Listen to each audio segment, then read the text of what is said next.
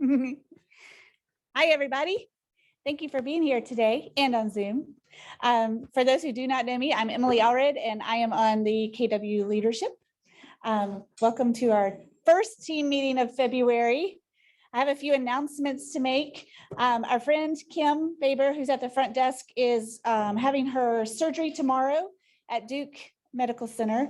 So please send prayers her way for a easy and quick recovery. She will be out for about 6 weeks. So the AOD will be covering the front desk. So if you got any questions, please find me and I'll help you. She has, for those who do not know, she has rectal cancer and has undergone chemo and radiation. And this is the final step for her to be healed. So we're sending good vibes. Oh, she's amazing. You would not have, if you've been talking to her she started this in August, you would not know she's gone through what she's gone through. She's an amazing, amazing woman. So we're just sending love and hugs and any care that we can help her with, we're here for her. I wanted to give you an update on the Hillsborough office, our business center. We are currently in the process of doing a few upgrades over there. We've moved the cubicles from upstairs back downstairs for those who were here when it was originally that way. So there'll be some common space there. We have lots of space open for rent. We have single desks for $125. A individual office is $250 and cubicles are $45. So if you're interested in renting some space over there, please get with me. We're going to pour in a lot of energy over there and bring it back up to where it used to be. We're very excited by that. We're having the inside painted, so it's going to look brand new. So if you have any interest, please find me, call me, text me, what have you. I also want to let you know our awards banquet is March 9th at the Best Western. It'll be breakfast. That is a Wednesday for those who want. I'm going to send out more information, but just to give you a heads up, it is March 9th, which we're excited to have. It's always a fun event. I put a flyer on your table for professional services with listing on the back of everything that we do. If you are interested, we are here to help and we would love to have conversation with you. Just get up with me. Be glad to go over it with you. Our next speaker is Carla from Heritage Title. Sorry. Oh, my fault. Christy May, we're going to stick Christy May, who I love, to come up and talk about Bekar. I like your vest. Y'all gonna get sick of me this year, but get over it. I'm the president. That means I'm gonna be in your face.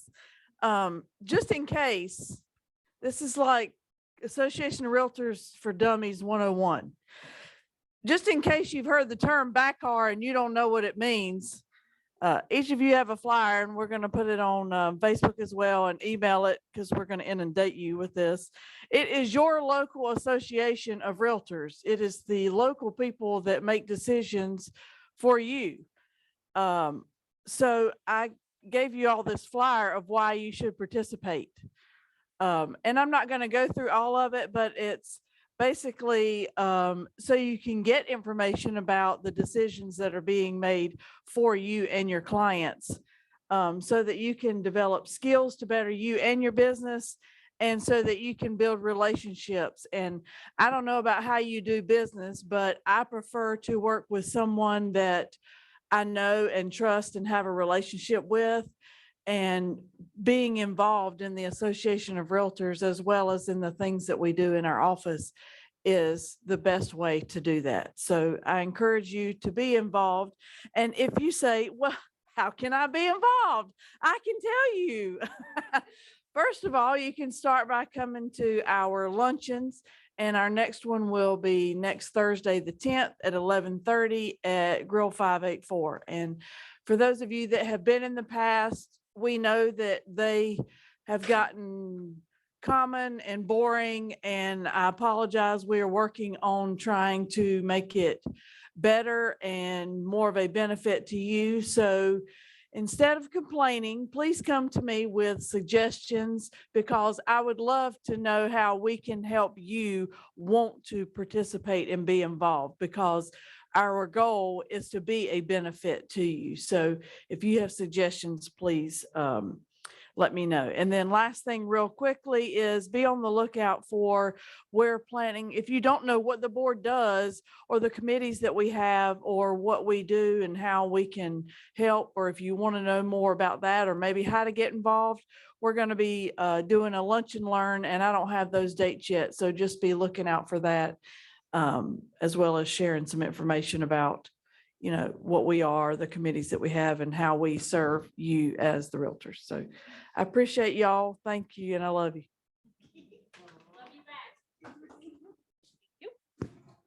All right, now we're going to have Carla from Heritage Title to come up and speak.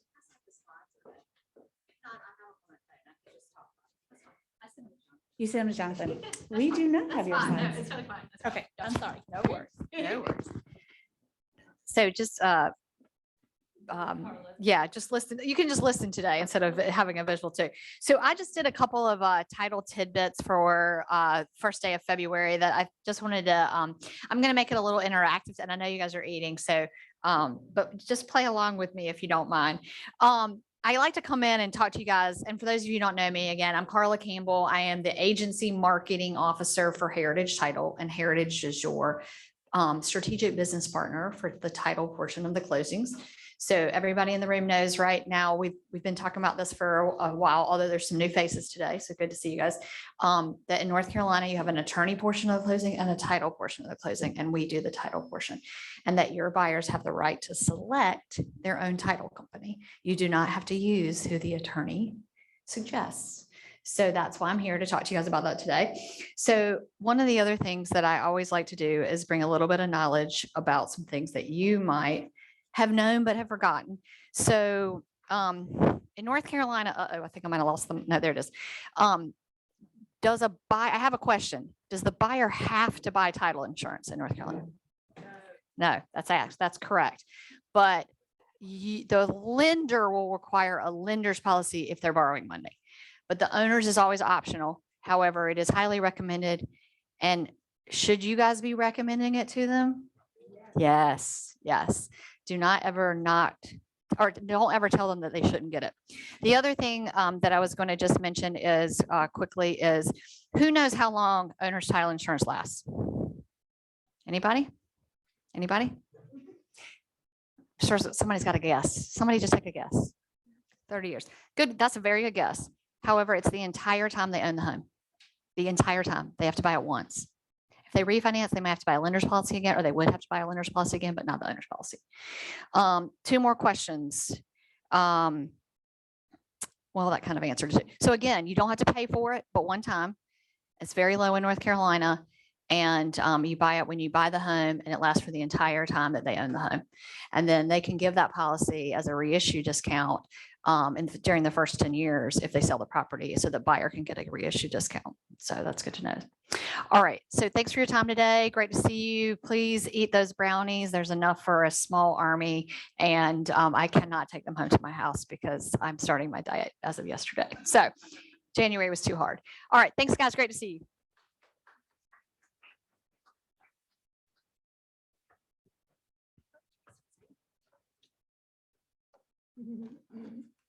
Carla, thank you so much. I just wanted to add in there that we will get those slides out on the email.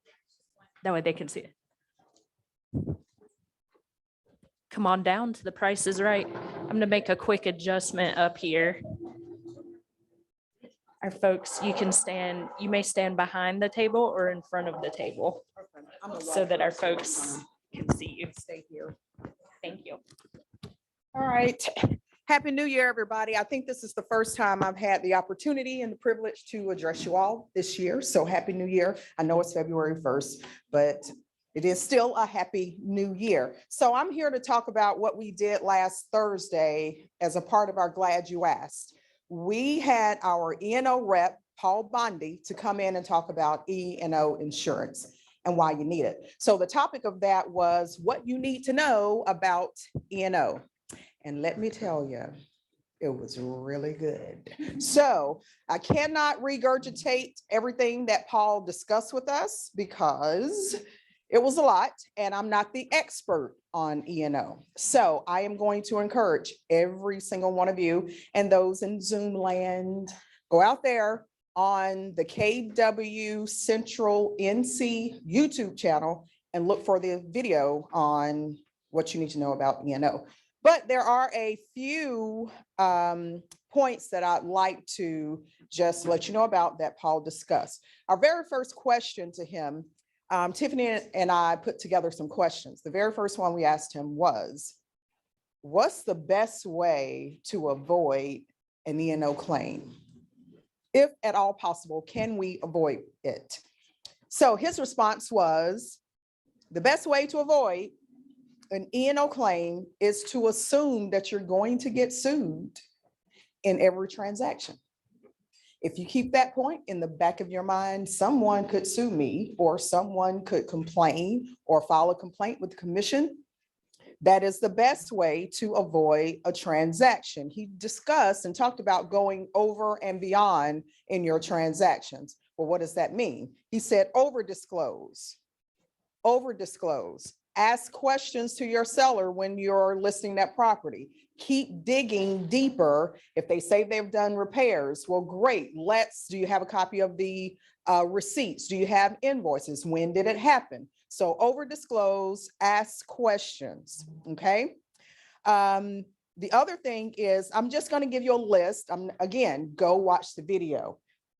The next question was, what types of claims are you seeing when someone files a claim with E&O? The top ones were water damage. That, I guess that's a major claim or the majority of the claims, that's what I'm trying to say. The majority of the claims are about water damage. Also, septic and well water. Well and septic is a big deal.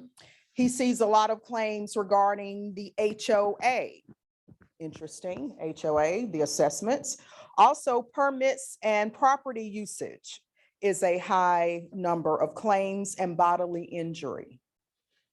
That may not be as common, but we did have a situation where someone, a buyer client was on a property and they fell and then they didn't do anything about it or didn't report it then. And so it's months later and they're now reporting it. So that's another big one. Next point is Paul Bondi talked about agent-owned properties. Those of you who are selling your own properties, and he brought up the point that if you are licensed and you're selling your own property, it's a conflict of interest to represent that buyer. Why is that? Why is it a conflict of interest? Exactly. And plus our fiduciary duty is to put our client's interests above our own. Do you really think you can put a buyer's interest above my own? I want to make $50,000 more than what I listed it for, but the buyer wants it for $50,000 less. So that's the conflict. So be careful about that. The next point he brought that I want to discuss is, he brought this up and I thought this was very interesting. Agents giving loans to their clients. He said, don't ever do it. So if one of your clients, or if you feel the need, well, I can contribute. Okay, you need $1,000.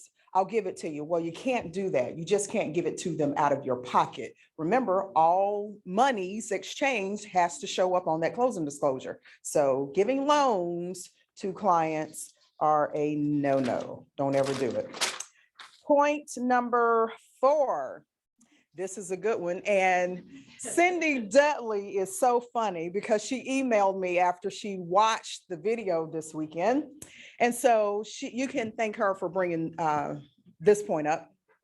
Do not use LLC. If you have a firm license that you're doing business with, you cannot use or do not use the LLC or the incorporation in your advertising. Anybody? Did anybody know that? This was new to me. Okay, so for instance, I'll use Cindy because she called me and we talked about it. Her name of her company is Cindy Dudley Realty LLC. And she advertises that. So she'll have Cindy Dudley Realty LLC, a division of Keller Williams. Well, because she put that LLC on there, that constitutes Cindy Dudley Realty as an entity.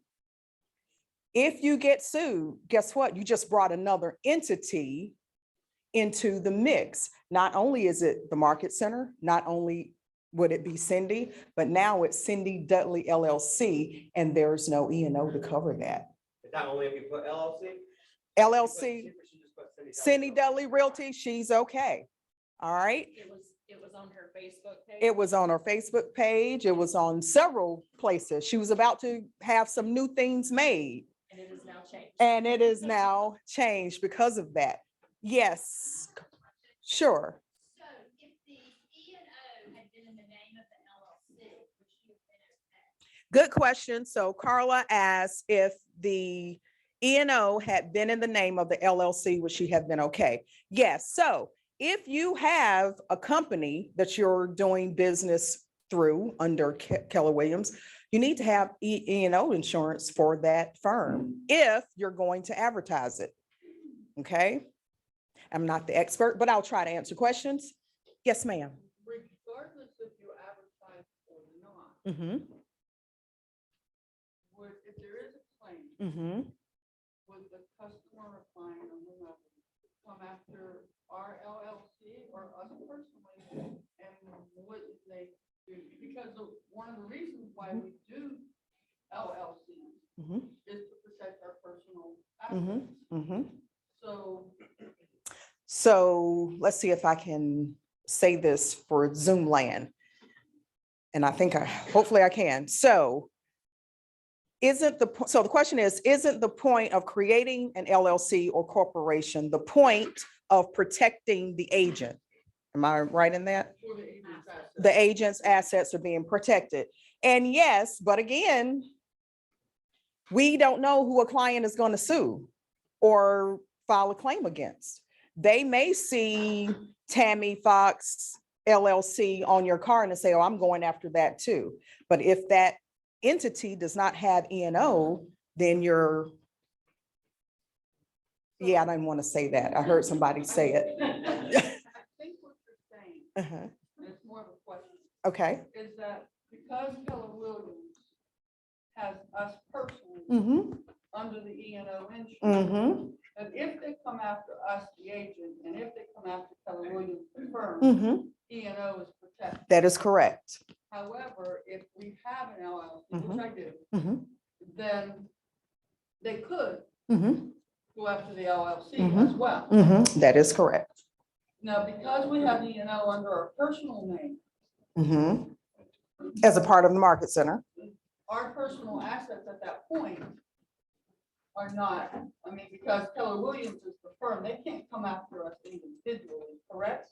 I am not the expert, and I will not stand here and try to act like I am, but that's a very good question. And so Tammy is asking, can an individual, someone who's suing, come after her personal assets? I'm pretty sure I don't know, maybe, but I'm not the expert. But it's a good thing to watch the video. Not that he really covers that, because that's another topic.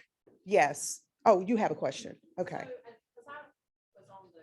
Mm-hmm. Mm-hmm.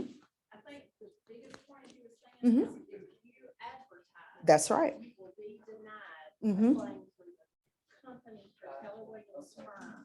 If it's an because L, you're right, firm, right. And then you're no longer covered. Yeah, you won't be that's the covered. advertisement part, is that you create Exactly. an LLC to collect commission. That's correct. And so Ethiel just added to that, your, like you said on the call or on the meeting, is that you create an LLC to collect commission. And if it's advertised as an LLC or a corporation, that will not be covered if that entity is sued, okay? Because there's no coverage for that.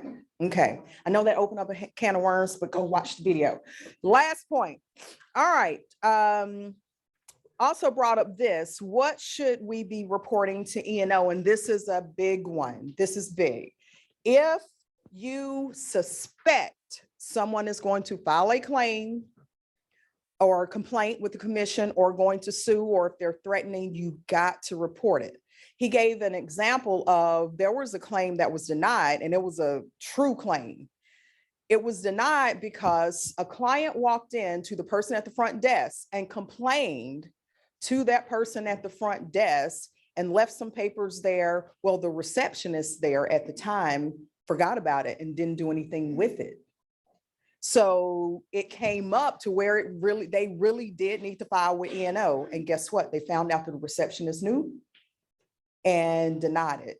And it really was a big deal. So what should we be reporting? Number one, actual lawsuits. That's a no-brainer, right? Someone sends you a lawsuit and files papers against you, you got to report that. Number two, any type of demands that are received. There are times when you may not actually get a suit, or no one may file a complaint with the commission, but they may send an attorney demand letter. We've had that happen. We have to report that as well.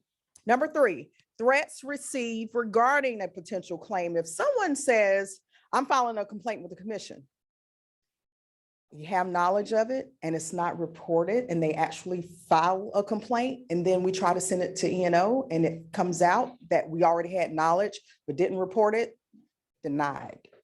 Number four, disciplinary proceedings from the commission, complaints brought to any other regulatory body. Any other regulatory body would include the MLS. Maybe someone filed a complaint with the MLS against you. We need to know about that because we need to let E&O know. Number five, knowledge of something that may reasonably give rise to a claim. So anytime you feel that this could potentially go somewhere, you need to let me know, because I have to let E&O know, or otherwise, if they find out we had previous knowledge, they may not accept the claim. It may be denied. So, and that means, and I asked this question, does that mean just agents? No. If you go complain to someone on staff and you're just venting, well, guess what? They now have knowledge and needs to be reported. That claim can be denied. So that covers staff, that covers leadership, that covers agent.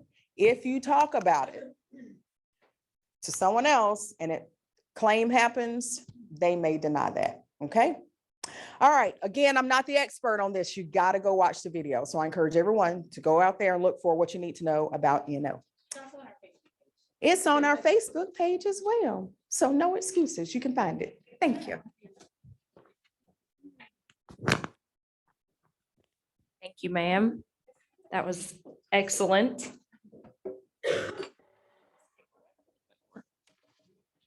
All right, I've got a couple of things I would like to go over with you.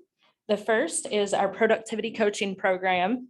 If you have not met our coaches, we have one in the room, Darshan Ivy, raise your hand back there, and Mary Holder. Mary is having surgery today as well, so if you will add her to your prayer list. Our PC program did 2.2 million in volume last month. We've got 2.7 million on the books already for this month, GCI of 72,000. An average of 50 leads a month are going to the elite program. If you're not sure of the difference between the two, you can talk to the coaches. And we are up 25% month over month. So this brings me back to what Teresa was talking about. Why do we have teams? Why do we have coaches? Why does the FBI take a group of people to hostage negotiations? And that's because people sometimes see things that you don't see, right? Yeah, I've got a good cop, bad cop in the room. I don't know anybody like that. There are people in hostage negotiations, and Mark, you could probably speak to this a little bit, that are simply there to listen. They don't negotiate. They don't have the conversations. That way nothing is missed. Why do we have a coach? To see things that we sometimes can't see ourselves. All right. So now I'm going to go a different direction. And I've got a reading. It is called The Station by Robert Hastings. Tucked away in our subconscious minds is an idyllic vision. We see ourselves on a long, long trip that almost spans the continent. We're traveling by passenger train, and out the windows, we drink in the passing scene of cars on nearby highways, of children waving at a crossing, of cattle grazing on a distant hillside, of smoke pouring from a power plant, of row upon row of corn and wheat, of flatlands and valleys, of mountains and rolling hills, of biting winter and blazing summer, and cavorting spring and docile fall. But uppermost in our minds is the final destination. On a certain day at a certain hour, we will pull into the station. There will be bands playing and flags waving. And once we get there, so many wonderful dreams will come true. So many wishes will be fulfilled, and so many pieces of our lives finally will be neatly fitted together like a completed jigsaw puzzle. How restlessly we pace the aisles, damning the minutes for loitering, waiting for the station. However, sooner or later, we must realize there is no one station, no one place to arrive at once and for all. The true joy of life is the trip. The station is only a dream. It constantly outdistances us. When we reach the station, that'll be it, we cry. Translated, it means when I'm 18, that'll be it. When I buy a new 450 SL Mercedes-Benz, that'll be it. When I put the last kid through college, that'll be it. When I've paid off the mortgage, that'll be it. When I win a promotion, that'll be it. When I reach the age of retirement, that'll be it. I shall live happily ever after. Unfortunately, once we get there, then it disappears. The station somehow hides itself at the end of an endless track. Relish the moment is a good motto, especially when coupled with Psalm 118:24. This is the day which the Lord hath made. We will rejoice and be glad in it. It isn't the burdens of today that drive men mad. Rather, it is regret over yesterday or fear of tomorrow. Regret and fear are twin thieves who rob us of today. So stop pacing the aisles and counting the miles. Instead, climb more mountains, eat more ice cream, go barefoot oftener, swim more rivers, watch more sunsets, laugh more, and cry less. Life must be lived as we go along. The station will come soon enough.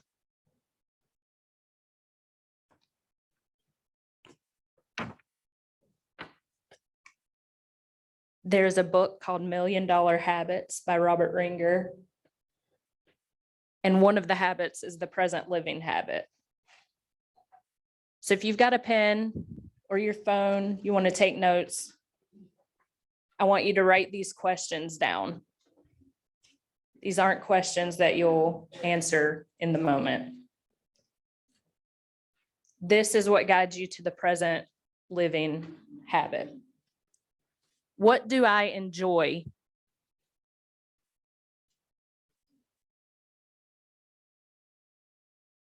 What do I enjoy? What am I good at?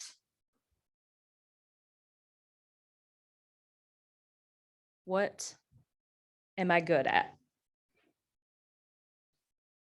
What do I want out of life? And it has to be more than money. What do I want out of life? What's the cost? And that's not cost in monetary terms. What's the cost? Time, energy. And then question number 5, am I willing to pay the cost? So I'll go through them quickly one more time. What do I enjoy? What am I good at? What do I want out of life? What's the cost? Am I willing to pay the cost?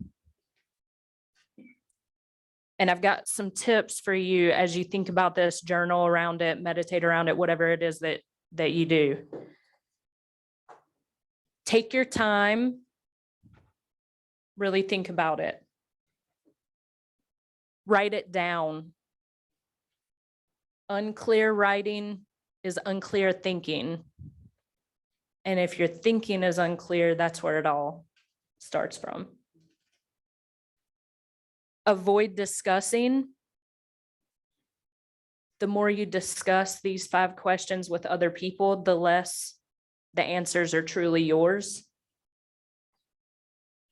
Your friends, family, they mean well, and yet you're influenced by their conversations. Don't forget to pause and reevaluate, because life happens. As our children are younger, we may not be willing to pay the cost of travel and time away. And yet as they get to teenage years, we might be like, get me the heck out of the house. So the cost that you're willing to pay may change with time. Making money is not that difficult when you've laid the proper foundation. And this is the proper foundation. Again, that's $1 Million Habits by Robert Ringer. And I heard a great quote the other day by Gary Keller on a mastermind. He said, confusion comes when you achieve success and you don't know why you got there or why you're there. So it's that promotion, that car, retirement, graduation.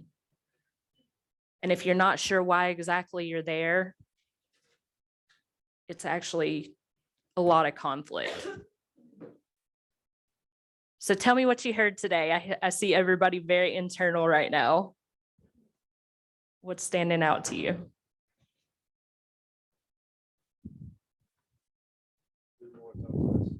Do more, talk less. Know why you're doing it to begin with. Yep. Anything from our broker? Our amazing title representative?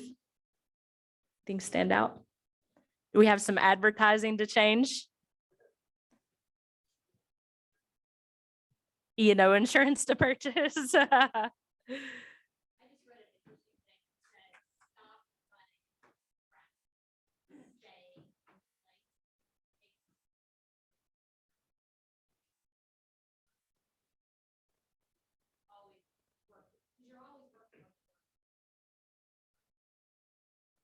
Carla, thank you for that. She says that she just read something about stop running, stay in place. There's always something to work for. More. Why are you doing it to begin with? There are some folks that never work a day because they absolutely love what they're doing. Some of those might be you, right? Take some time to think about that. We've got folks going through some rough stuff right now. Be with them and your thoughts. If there's anything we can do for you. All right. And lay your foundation. Lay your foundation. The making money part's easy when you're vibrating at a level and in a passion and an energy level that people want to be around. All right. I'm happy to give you 25 more minutes back to your day. Unless there's anything else that we need to cover before we leave. Emily's shaking her head no. Thank you all so much for being here today. Love you, Zoomies. Take a brownie for the road in person, folks.